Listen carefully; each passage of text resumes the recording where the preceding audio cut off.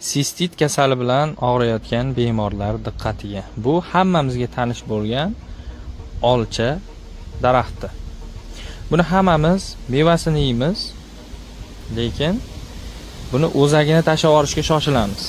O'zagini tashlab yuborishga shoshilmay, salqin sharoitda quritib, ya'ni uy sharoitida, uyda salqinda oftobda qizdirmasdan quritib, bir osh qoshig'ini yarim litr suvga qaynatib, buni ichiga 5-6 tomchi limon sharbatini tomizib, ertalab, obedda, kechqurun xuddi o'sha sharbatni ovqatlanishingizdan bir 20 minut oldin iching.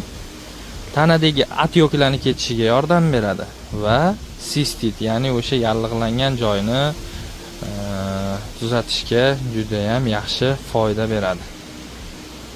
Tabiatimizning mo'jizalaridan biri hisoblanadi. Sog' bo'linglar, salomat bo'linglar.